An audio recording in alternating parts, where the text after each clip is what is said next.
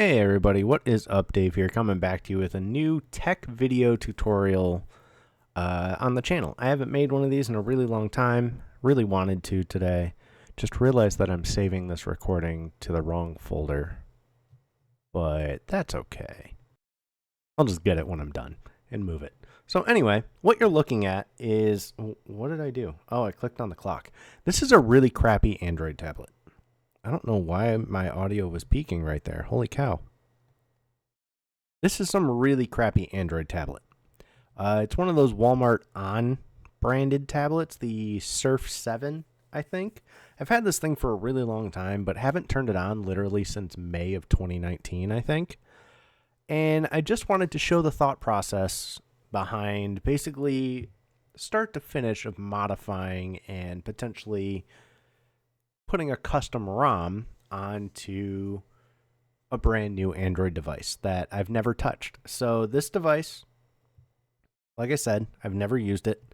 This is brand new out of the box. It's only been out of the box like once or twice before, and that was because I tried to give it to my dad for Christmas a couple years ago. He never used it because he preferred his phone. So here it is. Just nothing on it. It's clean as day. I've never touched it. The only thing I've done so far is go through setup. As you can see, it's on Android Go. And all I did was enable USB debugging and OEM unlock. So if you don't know how to do that, very simple. You just go to settings, advanced, about, and if you need any of that enabled, the developer settings, you just tap build over and over. Oh my God, I really have to sneeze. Oh my God. From there, all good. You just go to developer options, your OEM unlocking and your USB debugging. You're good to go. What USB debugging does is basically allows you to communicate from the Google Android platform tools. And OEM unlock enables you to basically unlock the bootloader, which allows you to ROM or put custom or put root access on it. Oh my God. So usually what I do when I have a new device is I always download Magisk because I'm going to root the device, but usually I have to figure out how I'm going to root. There's no custom recovery for these devices, so it's going to have to be sideloaded, and I'm going to have to find the original firmware. Easier said than done when it comes to these weird tablets. Luckily, there's this website called XDA Developers. You can go XDA forums, and you can search Surf Tablet 7. And then just hit search. See if you find it. So we don't want Nook.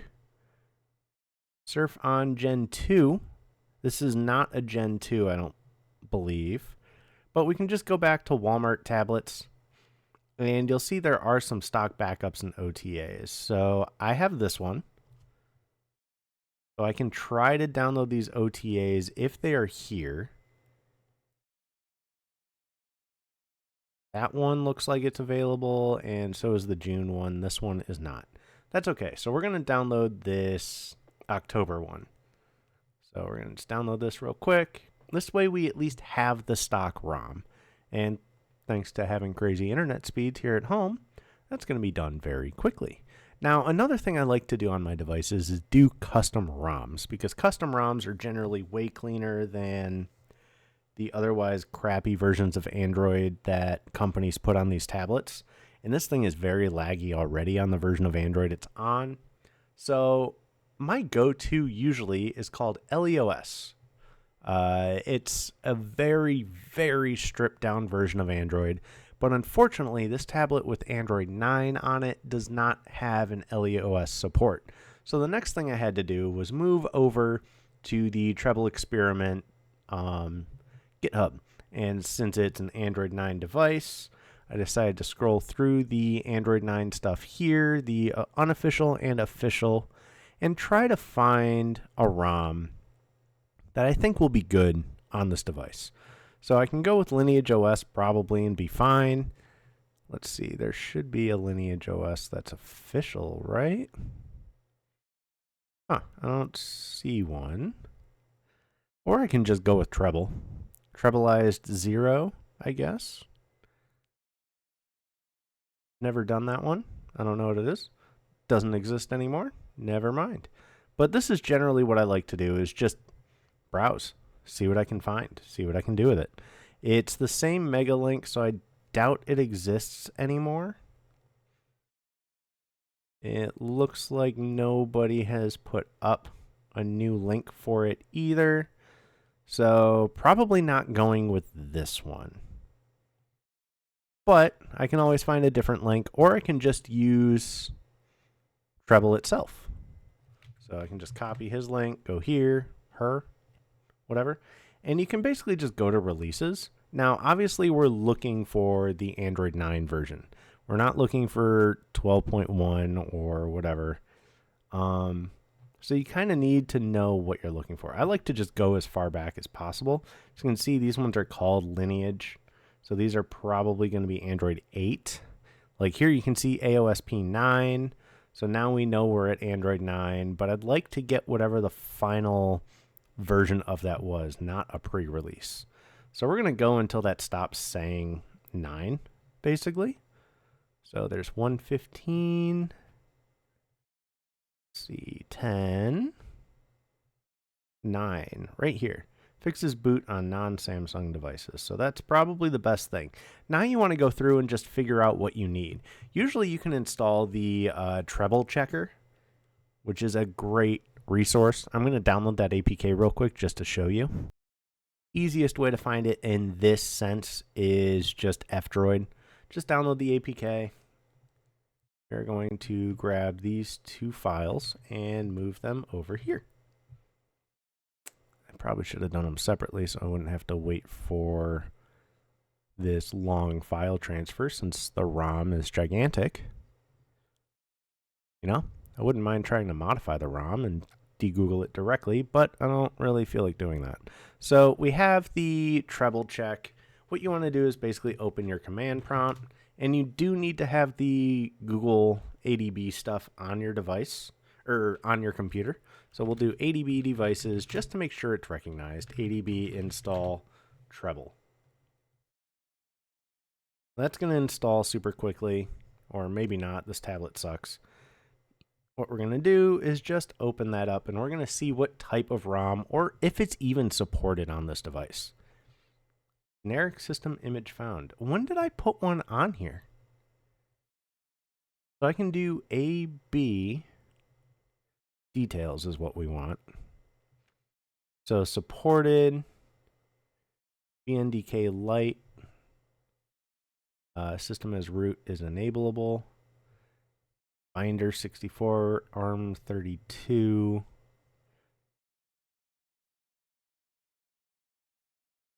So it looks like we can run. I can browse images here. Is it just going to tell me what I can download? Can I just download anything? Because it should have to match. Android 15 stuff shouldn't work. We're going to go back. View details. Oh, takes me here. Yeah, so it looks like ARM 32 64-bit. So we're going to go back here. And ARM 64, probably it says AB, correct? On the image, at least, that it would have allowed me to download. It says ARM 32 Binder 64 AB. So ARM 32 Binder 64A AB vanilla is what I want.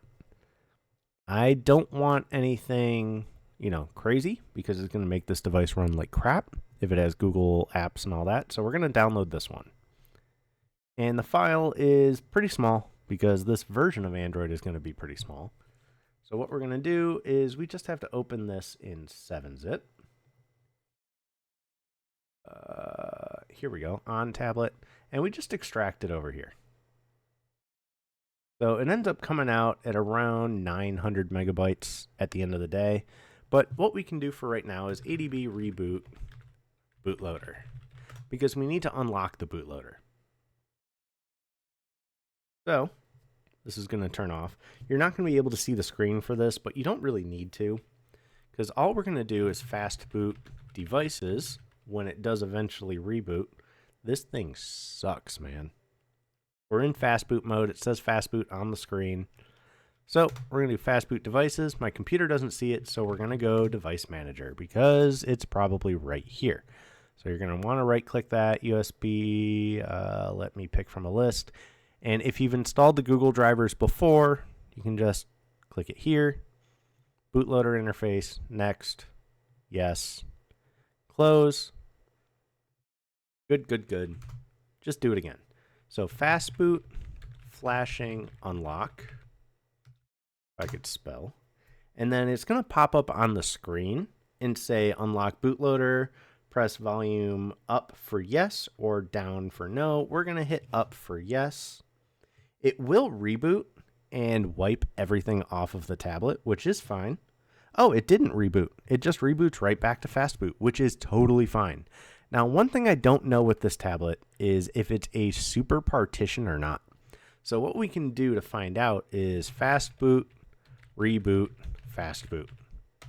I doubt that it has fast boot D, seeing how old it is, but this will tell me right quick if I can just do everything in bootloader or if I have to do it from, fast boot D. So it's going to say that the bootloader is now unlocked on the initial launch screen, basically called an orange state when it comes to Google stuff or Android stuff. So it is powered by Android Go edition, which is like the crappiest slimmed down version of Android. And the funny thing is, it still lags. This tablet is terrible, but it's a great candidate for this video. I can tell you it does not have fast boot D because it is booting into the software. So we're going to close this. We're going to reopen it. Do ADB reboot bootloader as soon as it turns back on. Because right now it's still not seen. So once it's turned back on fully, which takes an amazing amount of time, you're going to want to, basically reboot to the bootloader. This thing sucks, dude. Holy cow. This thing royally sucks. It's so slow. Might just reboot it manually, which I think you can do with holding volume down and power for 10 seconds. And then as soon as the screen goes off, switch to volume up and power. That should give you, yep, there we go. That gives you the select boot. So we want to go fast boot, which is the middle, and you hit right there. So now we're back in fast boot. Fast boot devices. Cool, still seen. So this is very risky. You want to do fast boot -W. That erases everything. And then you want to do fast boot erase system. That can be very dangerous. Absolutely only do this if you're willing to risk soft bricking the device, and then you'll have to use unbrick software with your device, which thankfully we have the firmware right here. So it's not that difficult for me to just flash the system again. But one thing we are going to need is this boot image. So I'm going to pull that out. But we're going to do fast boot flash system. And then we're just going to grab this, drag it over, and flash. And the reason I wanted vanilla no SU is vanilla means that there's no Google apps. No SU means super user is not built into the tablet. This is going a lot faster than I expected. 3 to 4 seconds per chunk is really fast. And then I might do fastboot -W once more when this is done, just to make sure that the formatting of user data matches the ROM. So sometimes I do that second, sometimes I do it first. It just kind of depends. But I'm probably going to do it right now again, just because it's quick and it doesn't hurt to do it twice. So fastboot, reboot. And if you get a boot loop, that means that your GSI image is not compatible with the device, or it's the wrong Android version. Usually it's probably just the GSI is not compatible with whatever you're trying to run. So anyway, we're going to close that other one. But if you start to see the boot animation, 9 times out of 10, it's going to be completely fine and a functional GSI. If you don't see the boot animation and it just boot loops, you'll have to find a different GSI. But since this is a Treble Direct Android GSI, I'm sure it's going to work. And it's Android 9. And actually, it's already booting. It's got the stock Android boot image where it just says Android and kind of shimmers. Enter your password.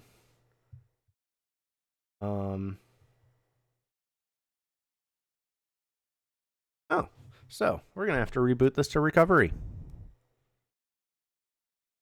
It's saying there's a password on it, which is not right, because the data partition is not matching Android. So if you get that, you just reboot and go to recovery, and then you basically just wipe user data. So I'm going to do that real quick and pause because this video is already 15 minutes long and I don't want to make you guys wait longer. So just like that, we are booted. All I had to do was go into recovery mode and factory reset. So it would properly set the user data. Now you will see that it kind of treats it like a phone. There's the phone app, there's messaging. You know, you can go in and, you know, it has all the stuff like a normal Android phone would have. You know, all the apps and stuff like that. You can go to PH Treble settings and just see like miscellaneous features. There's some stuff in here you can do. FPS divisor, signal meter if you need it, compatibility max aspect ratio. You know, it's a lot of fun things you can do in here. But at the end of the day, this is still just a regular Android tablet now. So what we want to do now is we want to root it. So ADB devices, make sure it's connected. ADB install, and we want to put Magisk on it. Oops. All right, there we go. And then the other thing we want to do is we want to put this boot image on it. So ADB push boot flash SD card. So that puts the boot image on here. And what we need to do is basically open Magisk. When we open Magisk, obviously it's not installed. You want to install it, allow it to access things. You want to preserve all that stuff. Select a file and patch it. And you want to enable and show internal storage. Go. Select the boot. Click Let's Go. And this is going to take a moment, especially on a slow tablet like this. But it at least works. So I'm going to let it finish real quick and I'll come back.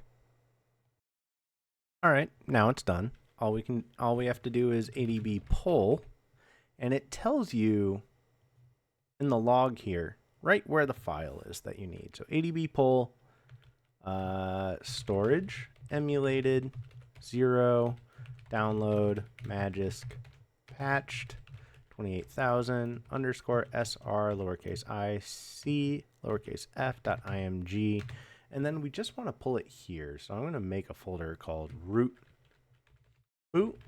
I don't know. It's the first thing that came to mind. And we hit enter. Now the rooted boot image is here. So all we have to do, and the safest way to do this, is ADB reboot bootloader. And because this tablet's so slow, it takes a fat second. But we're going to do this the safe way just because we don't know this tablet very well.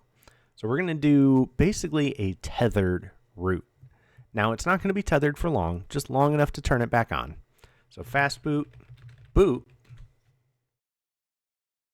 Magisk patched, and this will boot up. We need to do device manager again.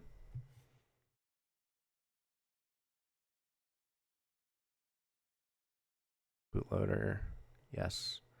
This will basically boot the patched boot image. And you will be tethered, which is kind of like how iPhone jailbreaks work, where you would basically need to boot it again this way in the future if you wanted to turn it on. So it should reboot on its own. It's not.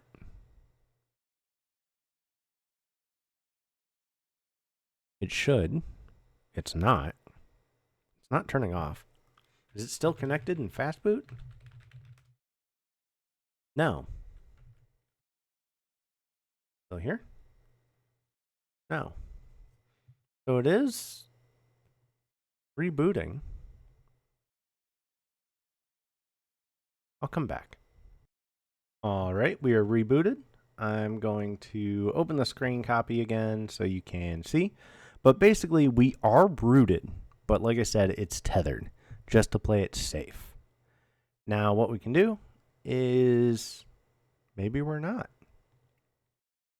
It didn't stick, so we do have to do it the risky way. Now, this is why I love recording videos on devices like this that are so awkward. That should have worked.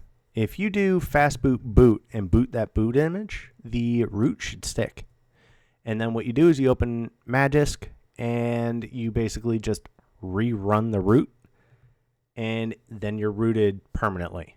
But we're going to fast boot flash boot because that didn't stick. That didn't work. So now we're just going to wing it. Oh my God.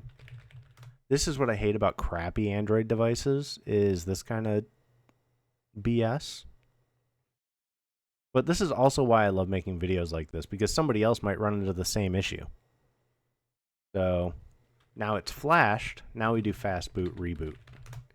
Now it should be rooted permanently, but we'll know when we open up Magisk in a second. All right, rebooted. Now we're going to double check that root stuck. It should have. I don't see why it wouldn't have. Magisk.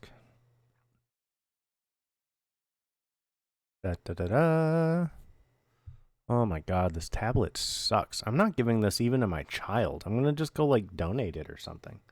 SU binary not from Magisk has been detected. Please remove any competing root solution and or reinstall Magisk. Interesting. Well, let's go install. That's fine. Direct install.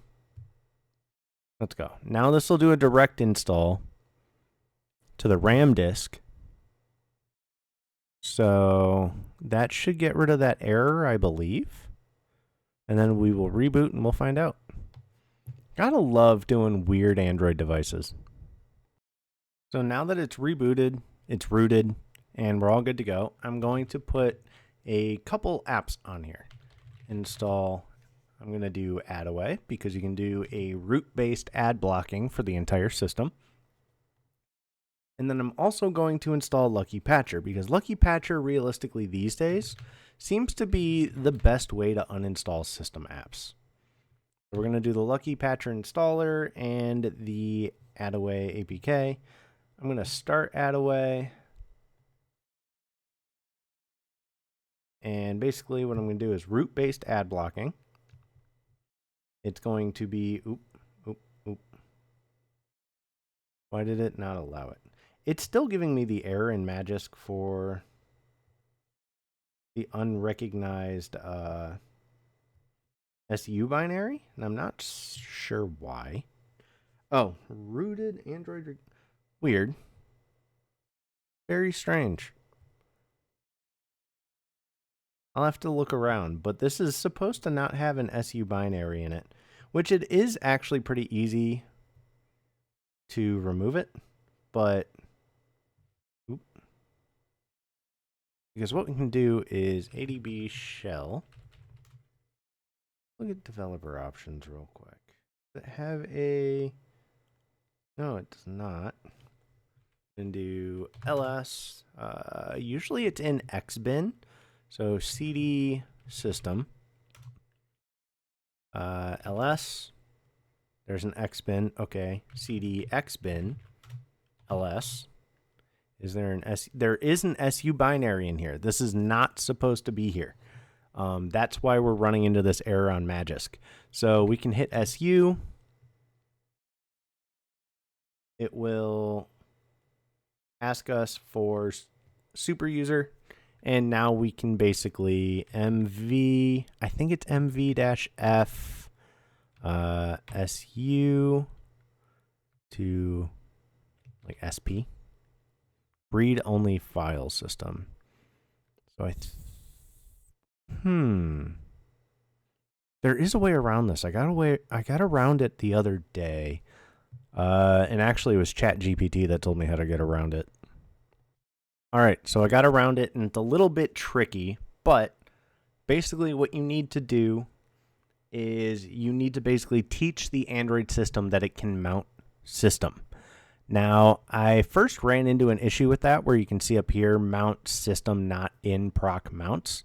So what you instead have to do is basically mount -o rw, remount / and not do system after the /, and then mount bind system with system, and then cd system /xbin, then rmsu. Now that item is completely gone, so we can just exit, adb reboot, and this will reboot the tablet. So yes, this is taking a very long time. I wanted to show from start to finish messing with a basic Android device that it's just some foreign device, and like how to do it start to finish on a device that is actually relatively simple to do it on. So it's rebooting.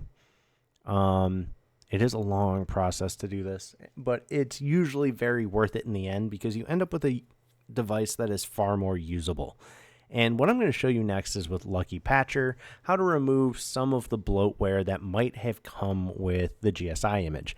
Now, normally you don't have to do this because when you use LEOS, if it is a device that you don't need phone apps for, you can actually just do it in settings. You can just straight remove the telephone system, and it deletes messages and the telephone app by itself. But in this case, we're going to have to do it manually because this is, again, it's a tablet. We're not going to be making phone calls. It doesn't even take SIM cards. So we're going to install Lucky Patcher, which we already did. And then we're going to make sure that the root sticks now. We're going to open up Magisk. Currently opening. And we can go install. It looks like I'm going to have to install it again. Direct. Let's go. Now it's going to reroute it again, but at least it recognizes that it potentially is rooted. And now it's just going to do it to the RAM disk in the boot image, and then it's going to make us reboot. Now it should be permanently rooted. It's such a long process, but you run into these weird things with some of the Android devices. Don't trust that. It's not actually factory resetting. All right, we might finally be done. Well, with that portion. So it should be rooted permanently now. It shouldn't have any issues. I already did systemless host. We are rooted, it looks like. Zygist is just turned off, which is fine. We can always enable it if we need to. Reboot to apply changes. But now we can basically go into like add away, give it root permission. This is a great way to know if it's working too. It's working. Oh, you need an internet connection to run add away. I don't feel like connecting it yet. I don't think you do with Lucky Patcher. Do you? Allow. Use it for split. Enable. The second checkmark box. Preparing to install. This is how we're going to basically uninstall some of the system apps we don't need to just debloat a little bit more, because you don't honestly need all this stuff. And then if you need an app store, I will show you how to get that as well. What I like to use is something called Aurora Store, which is easiest to get from F-Droid, which honestly, just install F-Droid on the device. It's the best way to go about things. Provide, allow, uninstall the installer. Eventually it'll ask for root. Grant it forever. Come on. I don't know why. There it goes. Just a very slow tablet. So anyway, we're going to search messaging. We can delete this. Just go uninstall. It's going to ask if you want to delete from system or if you want to just do current user. Use the Magisk module. Sometimes it doesn't work unless you do that. And then the other thing we need to do is the phone. Anything phone related, we're going to get rid of. Because again, it's not needed. Click no, and then we're going to do telephone as well. So telephone call management is no longer needed. Yes. We can get rid of this. All this stuff you can get rid of because it's not needed, and the system will still work. As long as you delete literally everything to do with the phone system itself, you won't get any weird force closes or lag or system crashes or anything. And then I need to search phone itself. Now it's going to think that those apps are still there because we haven't rebooted yet. We're going to just get rid of phone. There we go. And phone service. And then you do have to reboot for this to fully take effect. Because otherwise, like you see, you'll get stuff like this. So now we're going to hit yes because we don't have phone stuff anymore. So this is fun. All right, those apps are uninstalled, as you can see. All that is left is what was already here. So I did have to do it without the Magisk module. It didn't work with that. So I did still do it instead with just without that box unchecked. But I figured you guys didn't need to see that. So whatever. The only other thing now that I was mentioning was Aurora Store. So I'm going to grab that real quick. Which, very simple. We can just come to F-Droid. Search it. Here it is. And download the APK. Right there. Oh, I already had it. Sick. Anyway, we're going to put it in, not in here, on tablet, please. And we just need CMD again. So that's for this. EB install Aurora Droid or Aurora Store. And now we have an app store. So basically the way Aurora Store works is it allows you to browse the App Store anonymously without a Google account. So you can download apps regularly and all that stuff. There are still some apps that are not going to work on this device, especially banking apps because you're rooted. But now that this thing is all set up, we can go in. You can just allow Aurora Droid to do what it does. Next, just grant it its permissions that it's asking for. And then background download and click finish. And then you can just browse the Google Play Store anonymously. Oh, it won't resolve. Oh, I'm not connected to the internet. Duh. Anyway, that's all you have to do. So that's basically how I would set up a tablet from start to finish. A brand new device that I've never used if I wanted to set it up my way. So I'll talk to you guys later. Hope you guys enjoyed the video. Peace out. Let me know if you want more tech videos if you made it this far.